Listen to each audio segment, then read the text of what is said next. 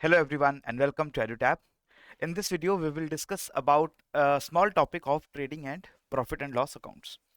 This topic is discussed first for the first time in the chapter number 13 of the FM component. यहाँ पर हम थोड़ा सा basic introduction देखेंगे और बाद में इसी मॉड्यूल के अंदर फ्यूचर में हम इसके बारे में और ज़्यादा डिटेल्ड रीडिंग भी करेंगे related to profit loss account and trading account, right? So first of all let us talk about trading account. हमने अभी तक देखा है कि whenever the accounting year ends तो कंपनीज को और वो सारी एंटिटीज जिनको कानून के हिसाब से अपने अकाउंट्स मेंटेन करने होते हैं उनको at the end of the accounting year they have to come up with their final financial statements. और इन फाइनल स्टेटमेंट्स के अंदर एक जो बहुत इंपॉर्टेंट स्टेटमेंट है वो है profit and loss account and trading account. So usually these two documents, trading account and profit loss account, they are nowadays mostly made by companies in a single document जिसको हम बोल देते हैं trading and profit and loss account, right? एक ही single document बनाते हैं. लेकिन छोटे बिजनेसेस और ऐसी कंपनीज जिनका ज़्यादा जो खर्चा होता है वो डायरेक्ट एक्सपेंसेस होते हैं, some companies, a few number of companies, they make a separate trading account and a separate profit loss account. ठीक है, तो पहले ट्रेडिंग अकाउंट की बात करें. इसमें क्या हो रहा है, किसी भी कंपनी के जितने डायरेक्ट खर्चे हो रहे हैं उनकी ऑपरेशंस में और जो ऑपरेशन से जो इनकम आ रही है यानी कि सेल्स करके जो इनकम आ रही है उसको हम लोग रिकॉर्ड करते हैं ट्रेडिंग अकाउंट के अंदर, right? So there is a debit side like any other account and credit side. On the credit side you record all the incomes और ये इनकम कौन सी होनी चाहिए, डायरेक्ट इनकम होनी चाहिए यानी कि आपकी सेल से आने वाली इनकम है, right? On the debit side, on the left hand side you will get all the expenses which are basically direct in nature. तो ये वो खर्चे हैं जो आपको प्रोडक्शन करने में डायरेक्टली यूज अप होते हैं. फॉर एग्जाम्पल, आप जो स्टॉक खरीदते हो, आप ट्रांसपोर्ट के लिए, कैरेज के लिए जो चार्जेस देते हो, द सैलरी और the wages that you paid to the workers who are directly engaged in production, तो वो खर्चे भी यहाँ होंगे. आपका गैस, वाटर, फ्यूल जो आपकी फैक्ट्री में या वर्कशॉप में यूज होता है, शिपिंग एक्सपेंस, इंपोर्ट ड्यूटी वगैरह, वो सारे expenses which are directly link to production, all those expenditures they are recorded on debit side. And all the credit side you get all the incomes, basically your sales income. ठीक है, उसको हम record करते हैं यहाँ पर. और इस ट्रेडिंग इन अकाउंट से हमें सारे खर्चे जो हमारे डायरेक्ट हुए और सारी जो इनकम हमारी सेल से आई है उसका हमें पूरा ब्यौरा मिल जाता है. And comparing these two sides we can find out our gross profit और ग्रॉस लॉस.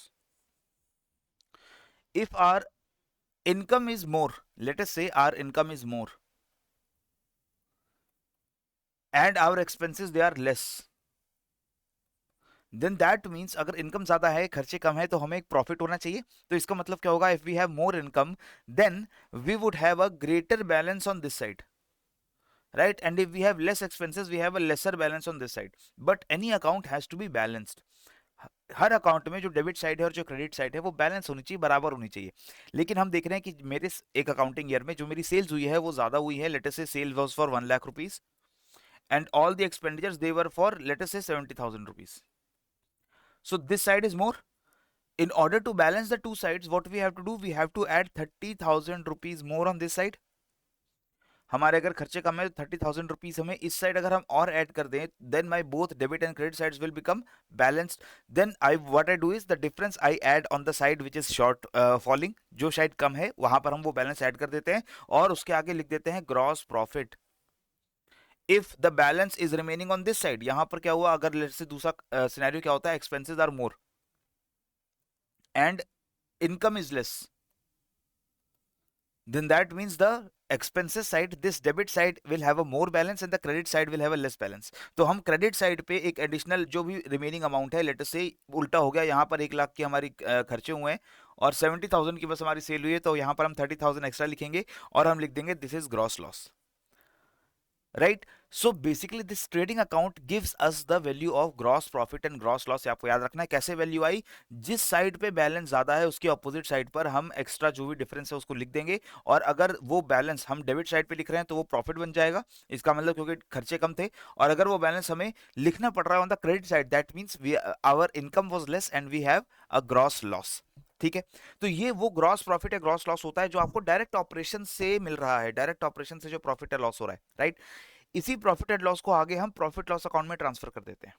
तो profit loss account basically includes all your expenses and incomes. On the top part of the profit loss account, you can see again your direct expenses are listed and your direct income is listed. और फिर इसका balance निकालते हैं ताकि हमें gross profit है gross loss पता चल जाए.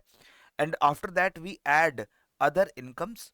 जो हमारी कोई दूसरी इनकम्स हुई हैं, जैसे इंटरेस्ट रिसीव्ड हुआ है, या मेरा कोई टैक्स का रिफंड मिला है, या कोई और दूसरी मेरी इनकम हुई है, तो उसको मैं यहाँ लिखूंगा. और मेरे जो इनडायरेक्ट एक्सपेंसेस हुए हैं, इंश्योरेंस प्रीमियम दे रहे हैं, एडमिनिस्ट्रेशन स्टाफ को सैलरी दे रहे हैं, और दूसरे कोई खर्चे हमारे बिजनेस में होते हैं which are not directly link to the production, तो वो सारे खर्चे भी मैं यहाँ पर लिखता हूँ. These are indirect expenses and our other incomes. And after this again both sides have to be balanced. And again यहाँ पर अगर कोई बैलेंस बचता है तो उसको हम लिखेंगे क्या है, नेट प्रॉफिट है. और अगर यहाँ साइड कम हो जाती है, जो हमारी इनकम साइड है, क्रेडिट साइड है, वो अगर शॉर्ट पड़ जाती है, तो यहाँ हम एक एक्स्ट्रा वैल्यू लिखेंगे, उसको हम बोलेंगे net loss. Right. So gross profit and gross loss is the loss of profit that comes from your direct operations. Indirect profit, sorry, net profit और नेट सेल्स के अंदर हम वो इनडायरेक्ट इनकम्स को भी इंक्लूड करते हैं जो हमारे डायरेक्टली ऑपरेशन से लिंक नहीं है. Clear. So net profit will become your gross profit plus other incomes minus other indirect expenses. तो ट्रेडिंग अकाउंट से सिर्फ आपको डायरेक्ट खर्चे और जो इनकम है उसका हिसाब मिलेगा, लेकिन प्रॉफिट लॉस अकाउंट से you will get the indirect incomes as well as your indirect expenses accounted for, and you will get your net loss and net profit. Clear हो गया. लिखने का तरीका बिल्कुल सेम है. डेबिट साइड पर सारे खर्चे आते हैं, क्रेडिट साइड पर सारी हमारी इनकम आती है. टॉप पर डायरेक्ट एक्सपेंडिचर और डायरेक्ट इनकम आएगी, और उसके नीचे आपका इनडायरेक्ट एक्सपेंडिचर और इनडायरेक्ट इनकम आएगी. ठीक है. तो ये तो आपको बेसिक पता चल गया प्रॉफिट लॉस अकाउंट का. इसके बाद ये जो net profit and net loss बचा है, इस नेट प्रॉफिट को हम लोग लेकर जाते हैं कैपिटल अकाउंट में. This net profit is written on the debit side. That means another account which is credited, that is your capital account. Similarly your capital account will also be use to transfer your losses as well. तो आपका चाहे loss हो जाए चाहे आपका net profit हो जाए, दोनों केसेस के अंदर आपका जो कैपिटल अकाउंट है वहां पर हम एंट्री को ट्रांसफर कर देते हैं. क्लियर है. जो भी हमारा प्रॉफिट बचता है या लॉस बचता है. अब now this is a format again which is given in your book. Again you can see on the top side you are seeing all the direct incomes and direct expenditures. On the bottom side you are again seeing all the direct incomes, expenditures, and below that your indirect incomes and indirect expenditures. Clear हो गया. तो इस तरीके से आपके जो accounts हैं वो मेंटेन किए जाते हैं. इसके बाद आप ये भी देखेंगे कि डेबिट साइड पर क्या क्या चीजें होती हैं. सारे खर्चे जो होते हैं वो मैंने लिस्ट कर दिए यहाँ पे. The incomes which are written on the credit side, again I have listed it here. Right. These are other incomes written in the profit loss account, and this is your direct income which is taken from trading account. Similarly, your direct expenditures like opening stock, purchases, carriage, wages, depreciation वगैरह, these are written in your trading account. And your miscellaneous repairs, commission, interest, rent वगैरह, ये सब आपका indirect expenses में आता है. Clear है. तो ये भी आप ध्यान रखेंगे. After that you should also know about one more account, that is a profit and loss appropriation account. This account is a separate account which is made after the preparation of profit loss account. Profit loss account से जो भी आपको net profit पता चला है, net loss पता चला, उस प्रॉफिट का लॉस को मैंने आपको बताया कि क्लोजिंग एंट्री कैसे करेंगे. हम उसे कैपिटल अकाउंट में ट्रांसफर कर देते हैं.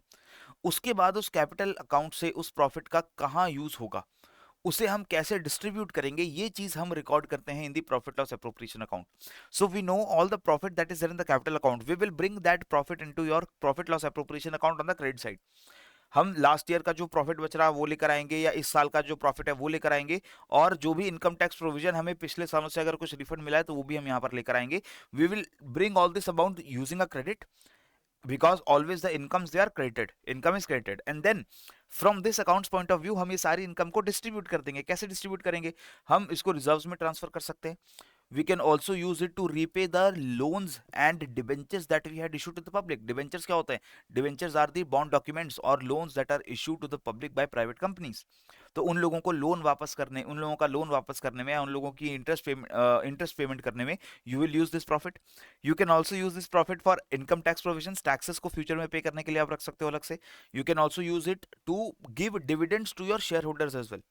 चाहे वो इंटरिम डिविडेंड हो, चाहे वो आपका फाइनल डिविडेंड हो, प्रपोज डिविडेंड हो, एंड जो सरप्लस आपका बच जाएगा वो आप बैलेंस शीट में एसेट्स की तौर पे दिखा सकते हो. So all the profit is brought into the appropriation account on the credit side, and it is then taken out of the appropriation account from the debit side, ताकि हमारे पास एक रिकॉर्ड रहे कि where is our profit going.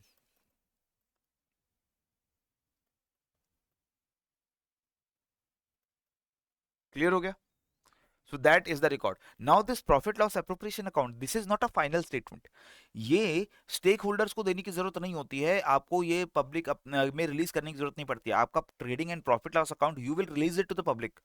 That trading and profit loss account along with balance sheet along with cash flow statement will be released to the public at the shareholder meeting.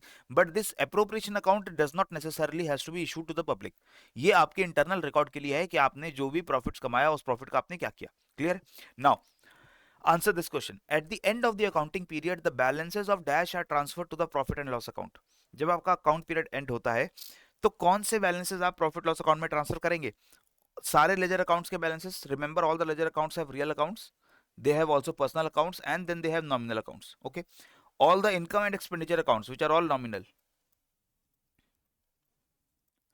Only the tangible real account and some income expenditure account, some intangible real account and some income expenditure account. So now you know that in the debit side of the profit loss statement you have all the expenses. On the credit side of your profit loss account you have all your incomes. So आपके सिर्फ expenditures and incomes they are being transferred to the profit loss account. So obviously the correct answer is option number B. याद रखिए, ना आपके real account ना आपके personal account आपके shift होते हैं.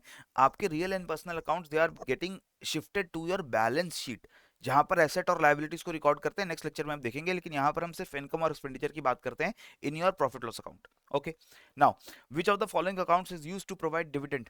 We have just discussed that to provide a dividend, the account that we are using is a profit loss appropriation account. This account records how we are distributing the income that we have generated, right? So that is all that you need to know, the basics about your trading and profit loss account. Next videos में हम बात करेंगे about the basics of balance sheet. तब तक के लिए पढ़ते रहो, बढ़ते रहो. जय हिंद एंड जय भारत.